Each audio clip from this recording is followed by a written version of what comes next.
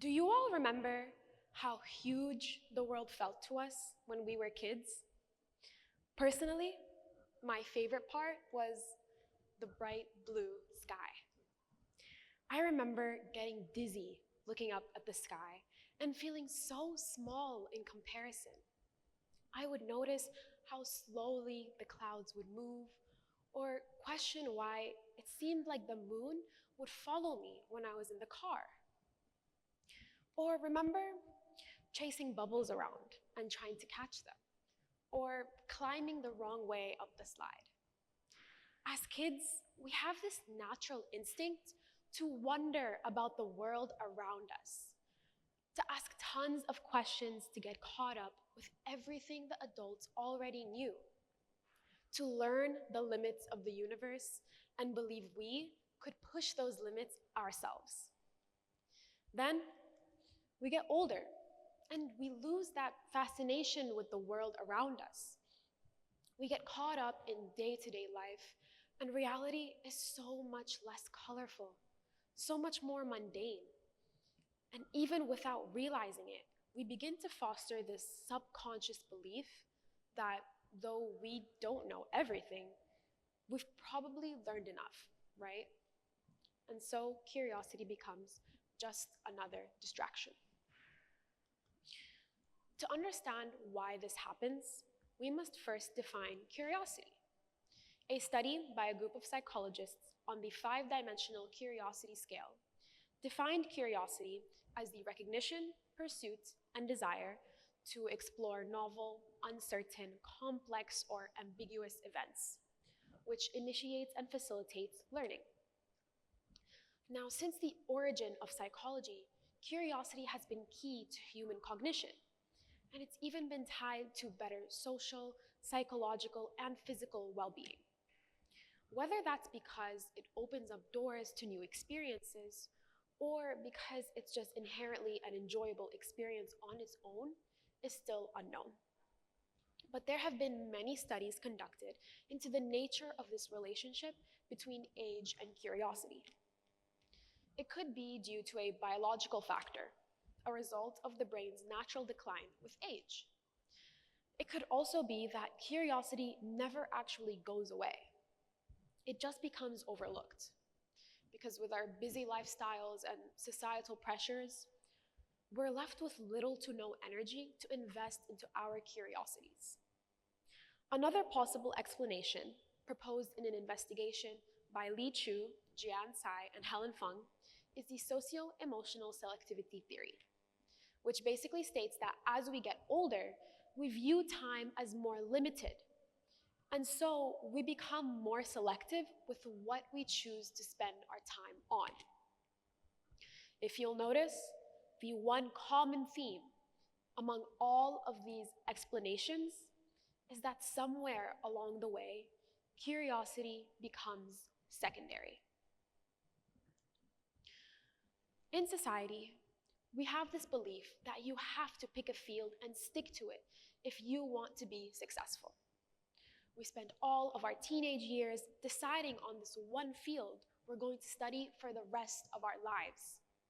And in college, we spend tons of time and resources becoming experts in this one field, while everything else gets put on the back burner.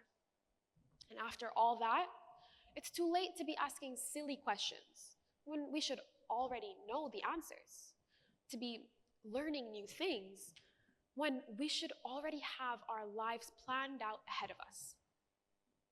I've struggled with this for a very long time, because as a kid, and even now, my heart would plummet every time I heard the question, what do you want to be when you grow up? I could never decide. And advice like, think of your passions or your favorite subjects in school never helped, because I didn't have just one passion or interest that really stood out to me. I didn't have just one favorite subject in school. I was fascinated by how science could teach us more about the world around us, how math could draw these complex relationships between concepts, and how by reading or writing a story, we could become immersed in a whole new world.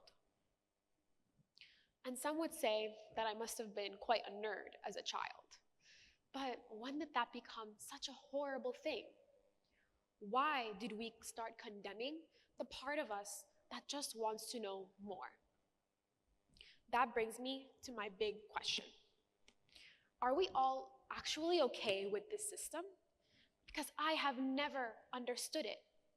You have a superpower, a mind with the power to wonder, craving to know more and more about the world around us.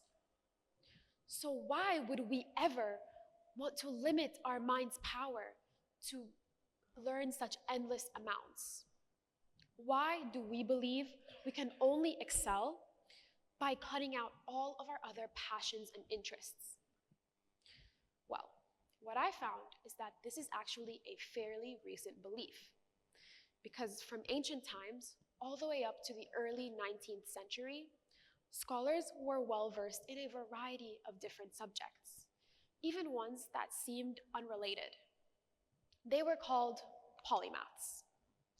And that's not to say that these people were a jack of all trades and master of none, because they actually made great contributions to many of their fields, and even founded some of the disciplines that we know today. Take Leonardo da Vinci. Known for his artistic masterpieces, he also made great contributions to engineering, anatomy, astrology, geology, and botany, making connections between art and science.